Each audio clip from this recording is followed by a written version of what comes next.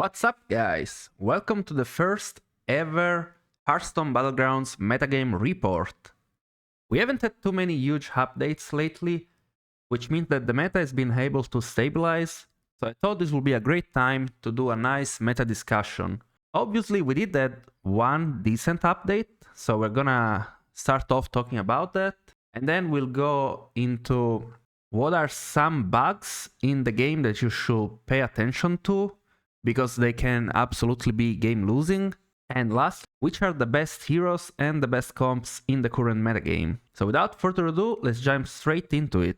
In the latest update, we received some new heroes introduced into the game. We have Inge, which is a 15 armor hero with a 0 gold hero power that swaps each turn. So this always starts in the attack mode. So on turn 1, you'll be able to buff +1 attack on your minion, and then you level on turn 2 and you buff +2 health on your minion.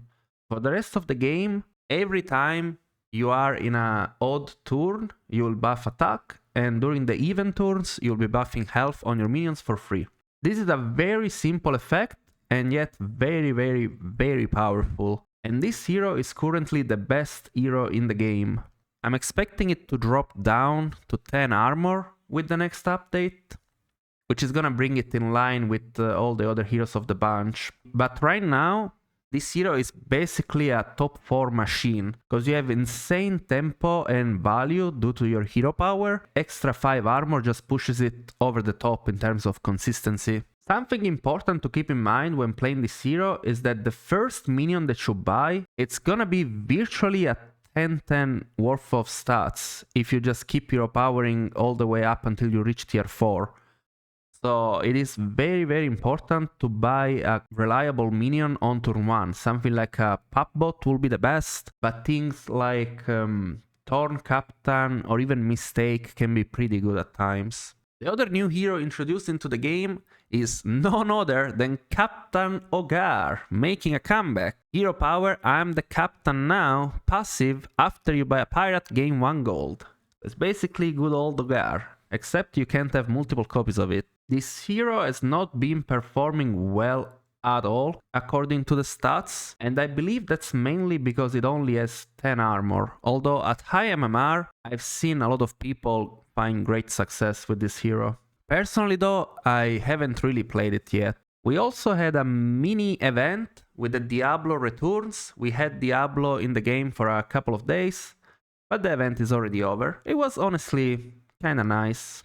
Now let's talk about some game-breaking bugs.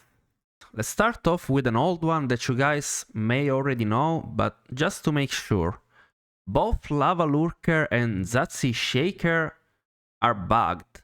It's kind of an uncommon bug, but it's also a very relevant one, so let's point it out. If you play a spellcraft on these minions in the shop to trigger their ability, and then you buy them, but you don't play them on your board, on the next turn, you are not gonna be able to trigger their ability again, because for how once per turn effects are coded right now, they need to be on your board in order to refresh for the next shopping phase. So whenever you buy these cards, you need to make sure that you play them if you wanna keep getting value out of them on the following turn, or else they will just blank for 1 turn, and then after you play them, the next turn they're gonna be active. This is obviously very relevant when you're playing Zatsi Shaker Crooner comp.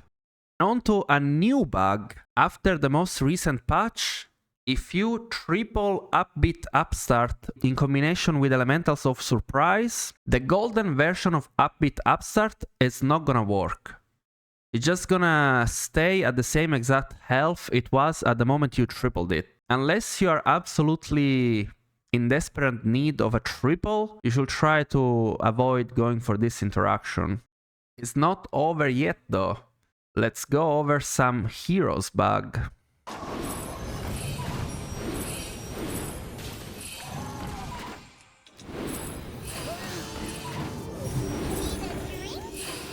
What did I sell? What did I sell? Dude, I sold my golden thing! Oh my god. And the game broke! Bro! As you can see, first of all, there's still the bug in the game that when you're cycling too many cards, your minion starts shuffling and you may end up selling the wrong minion.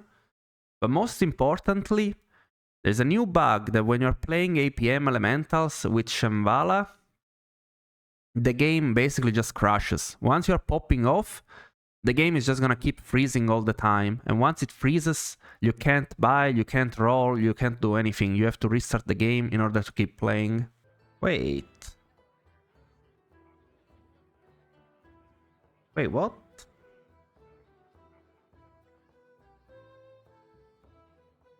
I remember being able to go hero power to tier 4 and buy a minion. Did they nerf this hero? Why do I have one fewer gold? Huh? Okay, dude. Nice shot. Another bug that we were able to find is that for some reason Krag just lost 1 gold along the way, and hopefully this bug will be solved as soon as possible. But be aware of the fact that if you pick Krag, you're gonna basically have 1 fewer gold than you should. Now let's move on to the best heroes and best tribes in the game right now.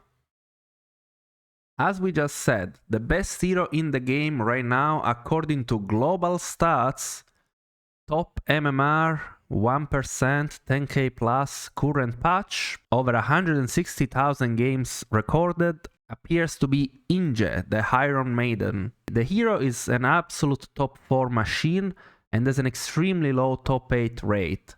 And that's why it's able to hold such a high average placement. Then at number 2 we have ETC, which has an extremely high first place rate. Same thing with Shadowwalk, really high first place rate. Then we have Cookie, same deal, Lich Buzz, and Rockmaster Woon.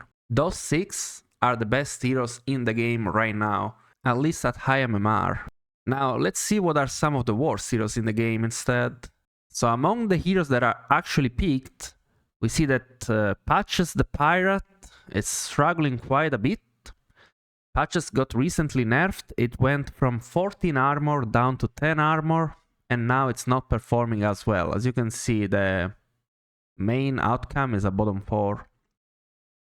And then right next to it, we have Captain Ogar, most likely placement being actually in 8th place. Although this is also probably due to the fact that the hero is new, so people haven't figured it out yet.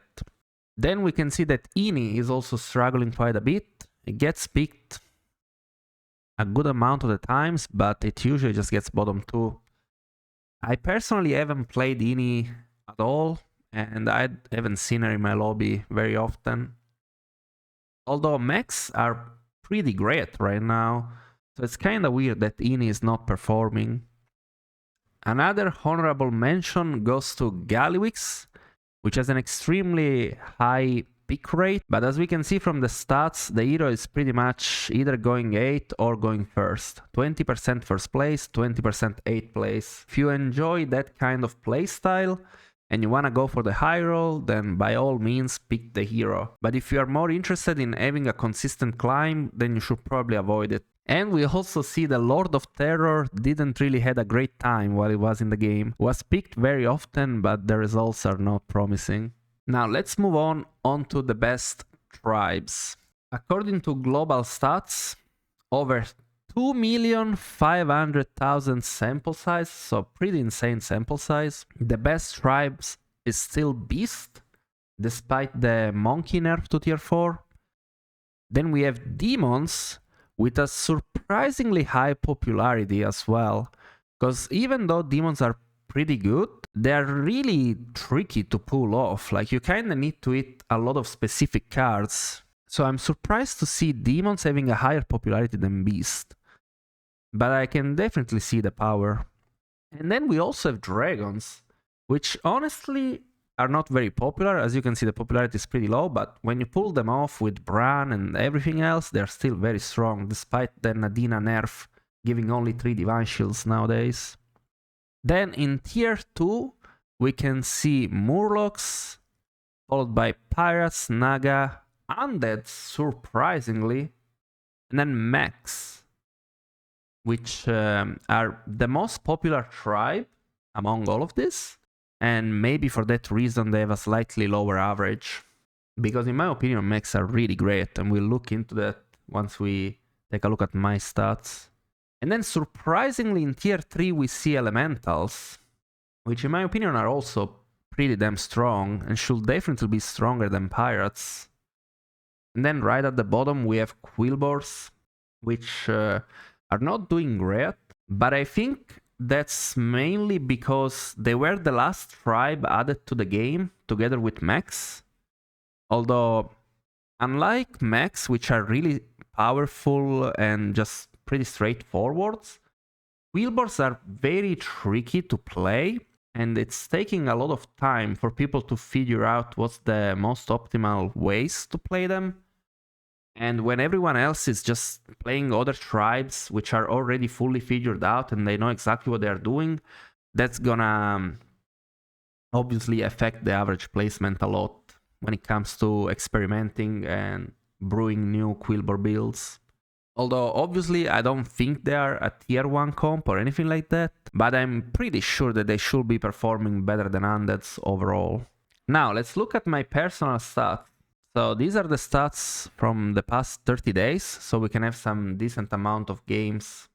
So when it comes to average placement, my best hero by far is Scab with an insane first place rate of 46% and basically never bottom 2.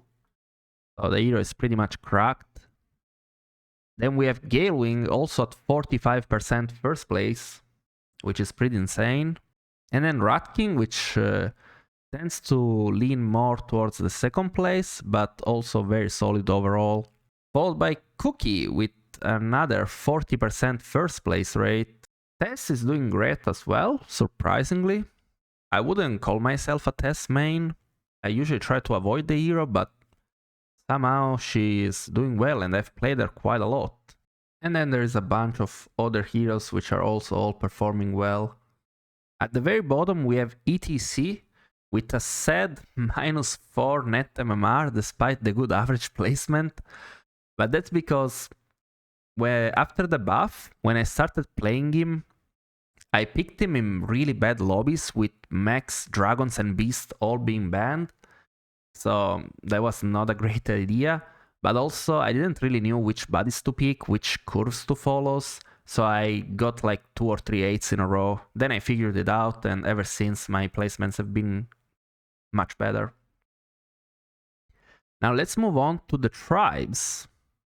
According to my personal stats, the best tribe in the game in terms of average placements are mechs, with a whopping 3.0% average, followed by demons.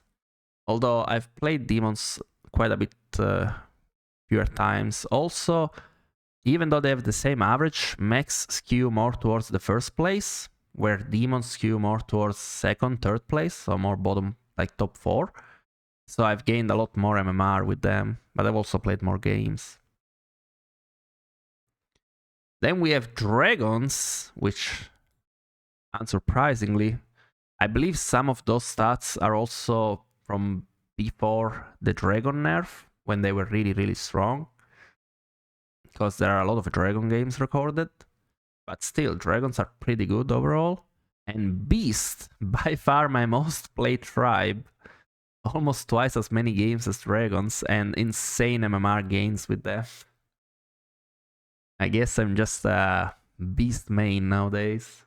And then we have Murlocs, which are historically my favorite tribe. So it makes sense for me to be doing well with them. Not too well though, just a 3.5 average.